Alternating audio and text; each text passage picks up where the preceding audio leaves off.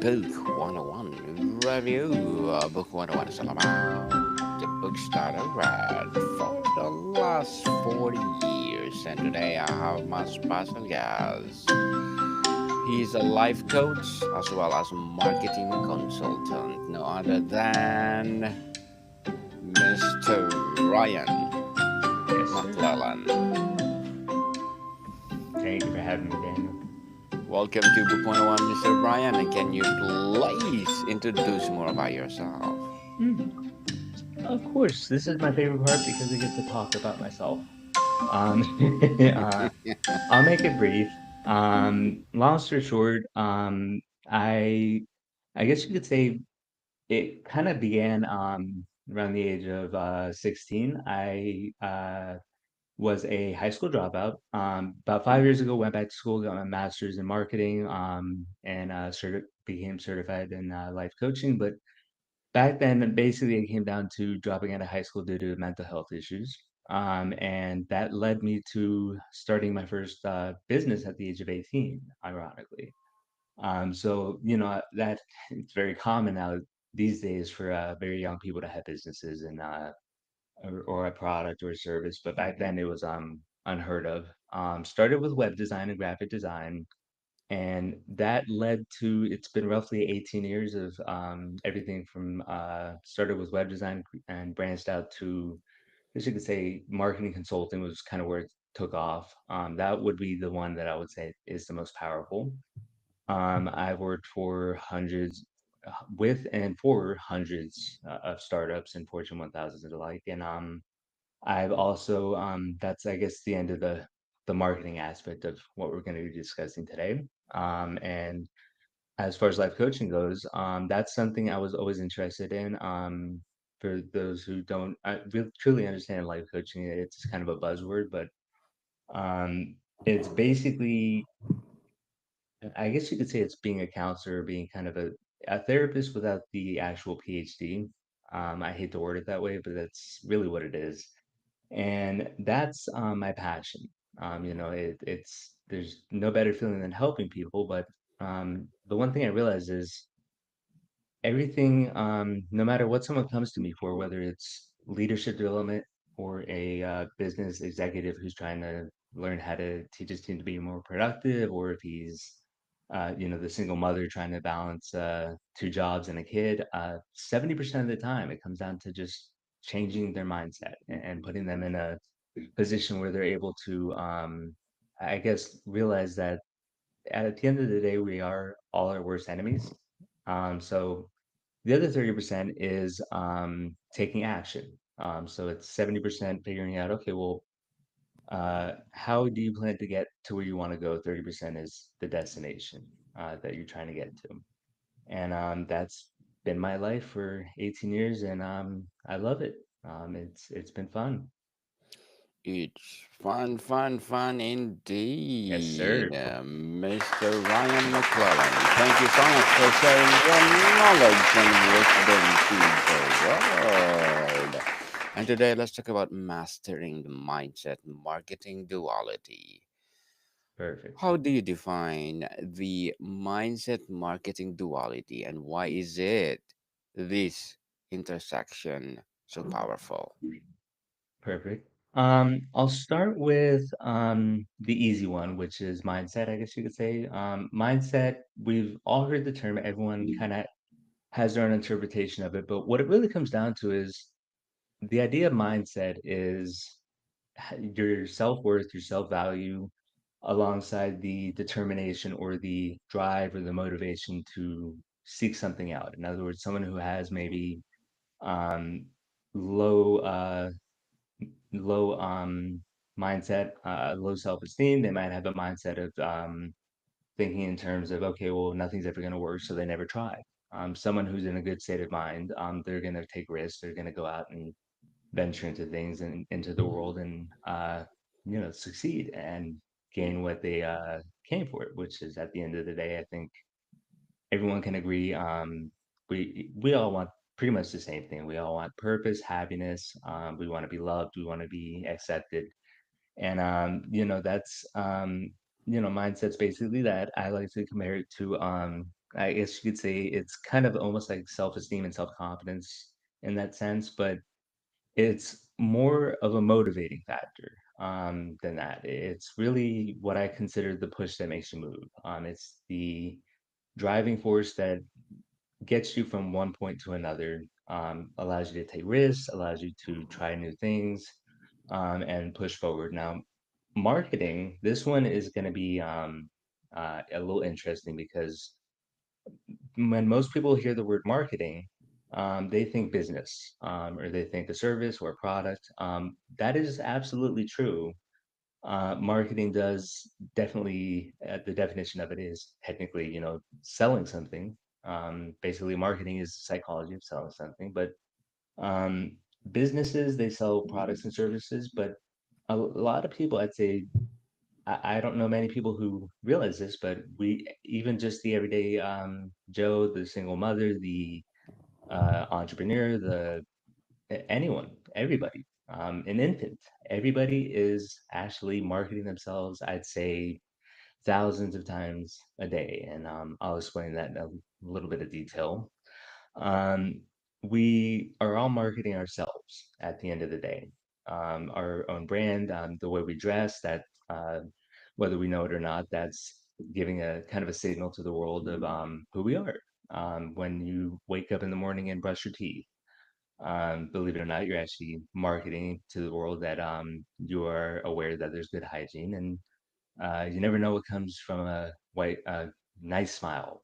You might land the job of your dreams that might not make any impact, but point is, we're all marketing ourselves thousands of times a day without even realizing it. So the interesting duality of it is the two have to be kind of in tangent.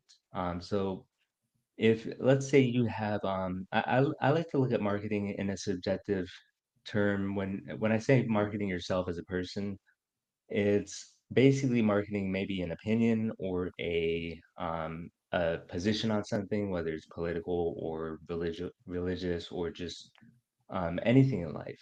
Your purpose, your opinions, your self identity, your self worth. You're putting that out there, and that's the one thing I really picked up from learning psychology and working with clients is that we all have that same fundamental uh, concept within us is we all want that self identity, and we're not even aware that we're doing it.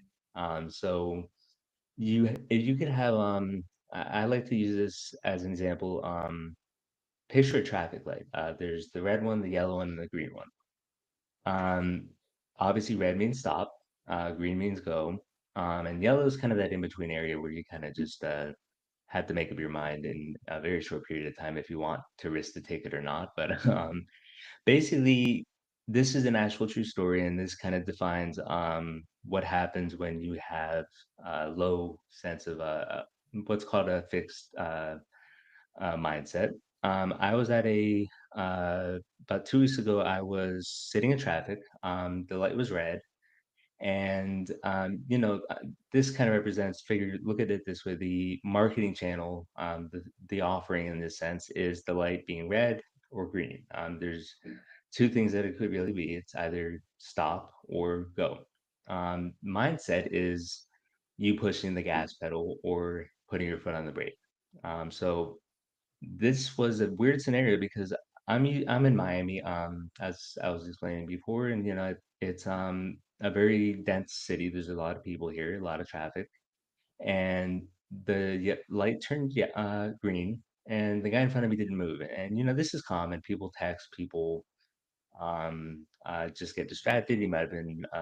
I later found out he had actually literally fallen asleep when the light was red, somehow kept his foot on the brake. But I give people the benefit of the doubt. I wait 5 seconds and then I'll honk. This was one of those situations where literally for about a minute or so, everyone was honking at me. I'm honking at him. Long story short, um, the indication of that was the light had turned green, and yet this guy decided not to go forward for whatever reason. And that's kind of what my point is that mindset and marketing have to be in tangent. If the light is green but you're not moving, um, what can you do, really? And it's really just a powerful statement because you could have the strongest mindset in the world. You could have the the most self-worth in the world, the most self-respect. You could have the highest level of motivation possible, but if you don't know what you're selling, whether it's a product or a service or yourself or an opinion, rebuttal, whatever it may be, you're going to be basically optimistic and happy, but you're not going to have a purpose at the end of the day. And at the end of the day, it could work the other way around. You could have a great idea. Say you have a great idea for a business. You spend a year planning the whole ordeal, the marketing campaign, the business plan. But if you're not in the right mindset, you're not going to be in the sense of you're not going to want to take the risk and move forward with it. So at the end of the day, you're just planning for nothing. So the two have to work in tangent with each other in that sense. What's the biggest misconception businesses have about balancing internal mindset with external marketing? That's a good question. I guess you could say that we seem to think that external marketing and I guess external mindset in that sense is uh, exactly what it sounds like. It's just the exterior. But I'll give an example.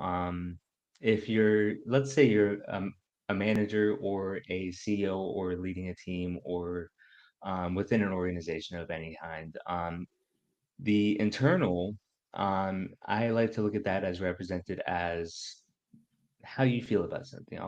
The external is the action that's driven by what comes from inside of you. You could be told to do one thing or told to um, perform a task, but if internally that boss is not, say, feeding the internal drive, and believe it or not, people really aren't driven as much by money as you would think. There was a study, I think it was like 36% of people would actually take a pay cut if it meant working for something that they feel fulfilled in. And that's kind of what the internal represents. The external, you could give someone a raise, but if they're not happy doing what they're doing, money, obviously they probably will stay with the job, but they won't be fulfilled doing what they're doing. The internal is what the manager or the CEO or your boss or your teammates or just anyone in your organization that's meant to be the motivating factor. In other words, I had a client who was he was in sales, and he was trying to figure out, why his top performers were people who had previously been the highest. Basically, 50% of his income was coming from two salesmen, and those two salesmen started dropping off and he kept trying to offer, additional percentages of commission or, vacations, and they didn't perform any better.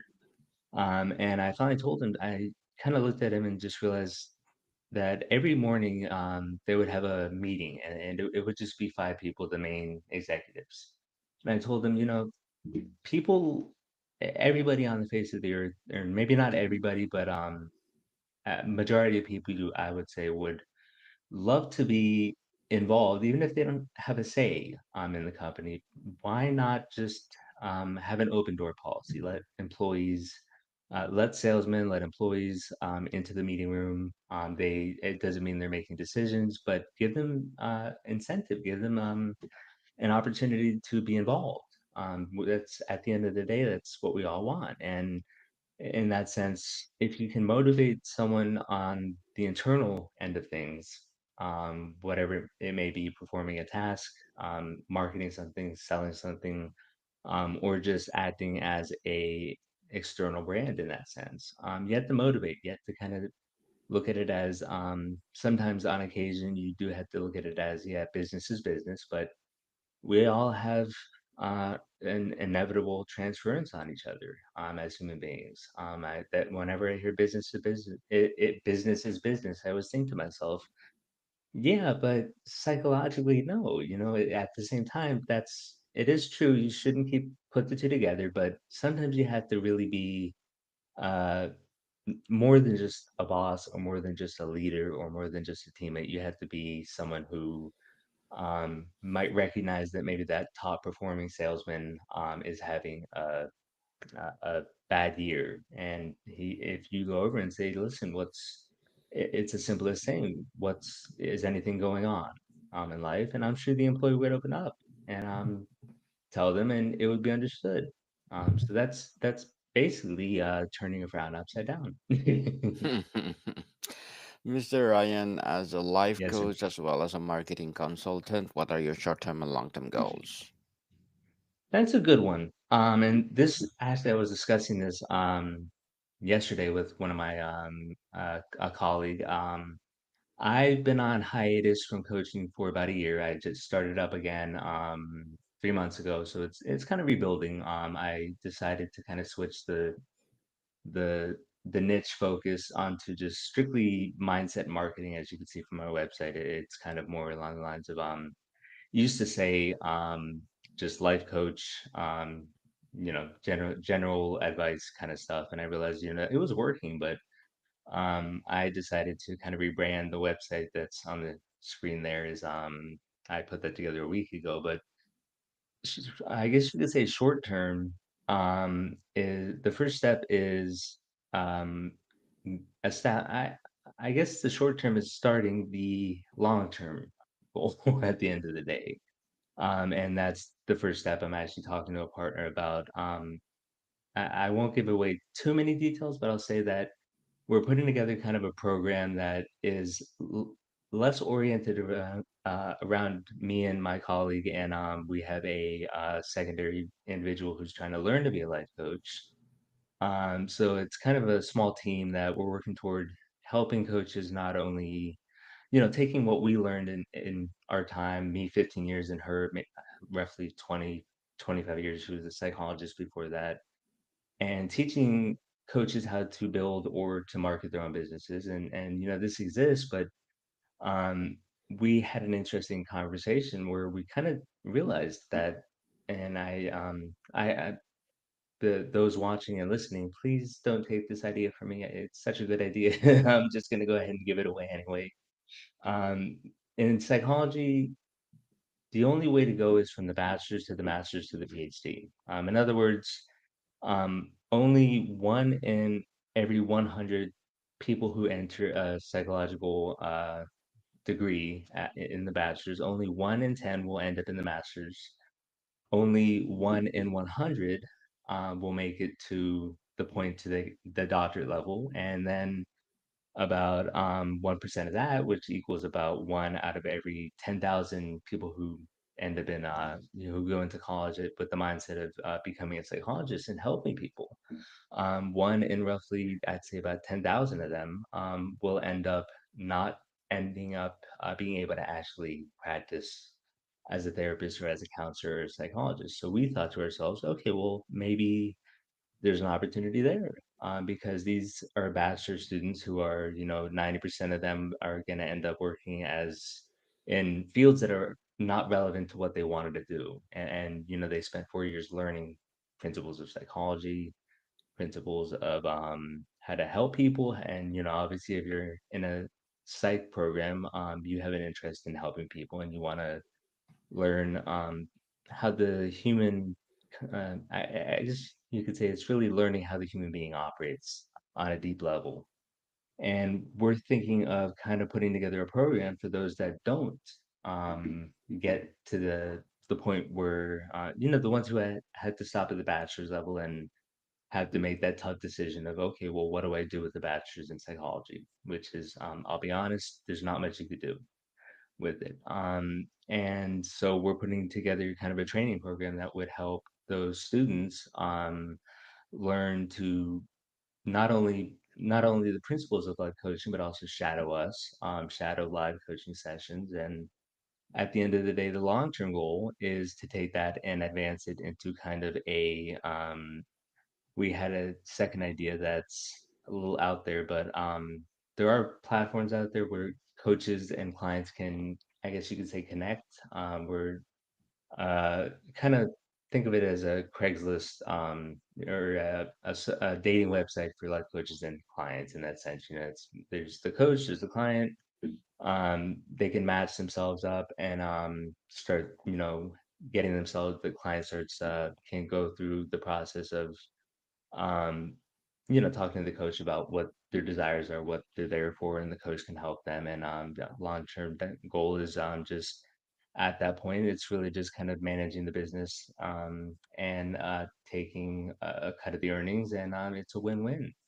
So we were thinking of bringing the students on board and using them as kind of the uh, first subjects, the first coaches, because I'll be honest, I have a real passion for the student realm. There's very few student coaches, and you know, there's a lot going on in the world. And you know, I'm 36, but I spent 5 years from I was 30 when I started college, and I saw how much work had to be done these days compared to probably when I was if I had actually gone into college when I was 18. So it's a place in my heart to help students or just basically anyone who wants to advance themselves personally, professionally, whatever it may be. Mr. Ryan, good luck to your goals and looking forward for more success. Thank you, my friend. What would be your piece of advice for those people out there who want to be a life coach as well as marketing consultant? I'll start with the life coach. Start with figuring out before you even consider the career path of being a life coach.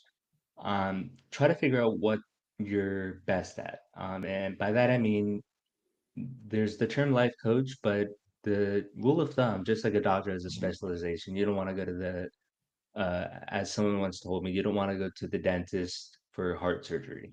You know, you want to go to the person the heart surgeon who specializes in what you're doing. So you have to find what you're good at, or and figure out what kind of coach you want to be. Life coaching is the broad term that's kind of like saying, okay, I'm in psychology or I'm in marketing, you know, but there's subsets, there's different levels of it. So mindset, not mindset, life coaching would be executive coaching for entrepreneurs who are burnt out, or maybe you have a passion for helping. Maybe you've had experiences in life where you've lost family members and you want to help people who are in the grieving process. If you have to find out what you're good at first before you can really devote yourself to going into the career of life coaching. And after that, once you've figured that out, you can kind of stray away from the term life coach because it's unfortunately it's become a very saturated market. So you have to differentiate yourself, and that means having a very targeted sense of who you want to be coaching, who your ideal client would be, who you think you could help the most, based on what you know about yourself and what you are good at. And from there, next step, if you, I recommend it is, I could always provide it later, but it's the ICF or the International Coaching Federation, is basically the Vatican of the life coaching world. You want to be certified so you know what you're doing. It helps you learn how to, I guess you could say, how to actually coach, how to run the business, how to market it, how to get clients. I would say though that marketing is honestly to be honest, it's a better choice if you want to be a life coach. It's just be prepared for having to learn marketing on your own as well. So for those getting into marketing, if you're at a young enough age or any point in your life, there are YouTube videos, there are books, there are so many resources out there that can you know, basically act as your own self-learning. Marketing is not as hard to learn as you think. It's like anything else, you just have to apply it to something. So I would say the starting point would be to really just jump right on in.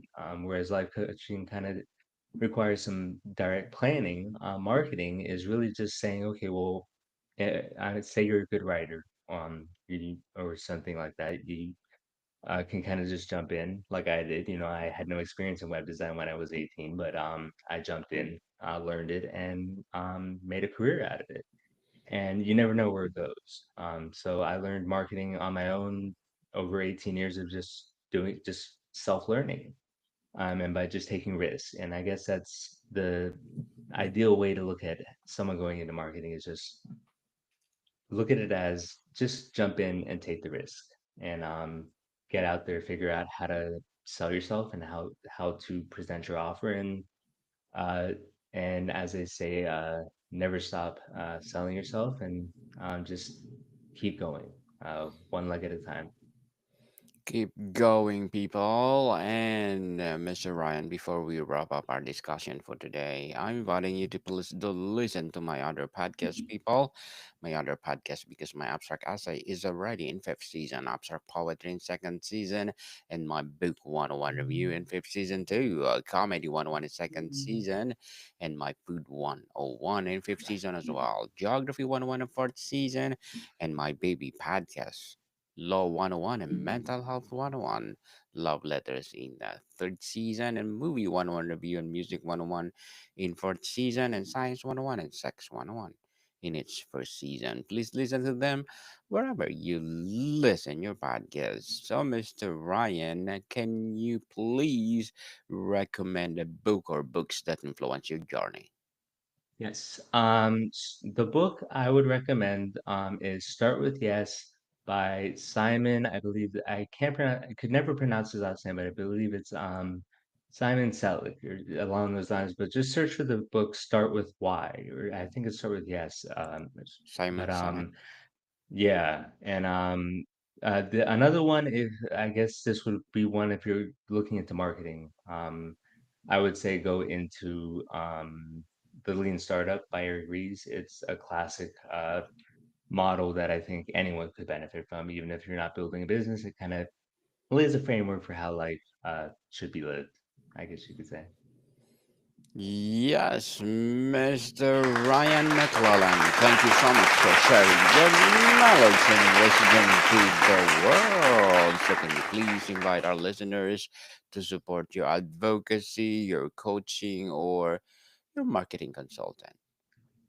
Of course. If number one, on that very website, at thelionscoach.com/magnet1. I actually have a mindset assessment quiz. It takes 2 minutes to answer a couple questions.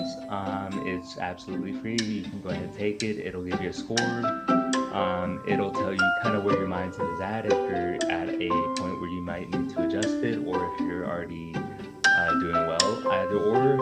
When it comes to that, take the assessment, see where you are, and if you feel you need to grow as a person or get from point A to point B, feel free to reach out. As far as marketing, if that's a very general one, if you need any form of marketing, literally quite anything in marketing, you can come to me. You can find me on LinkedIn, on Facebook, and I'll hopefully provide my phone number and contact information later. So. Yes, people, let's support Mr. Ryan McClellan, because if you support him, for sure, more and more and more empowering coaching to come, more and more strategy and marketing consultant for sure. So, Mr. Brian, thank you so much for your time. Thank you, Danny. You've been great. More to come, people. See you soon.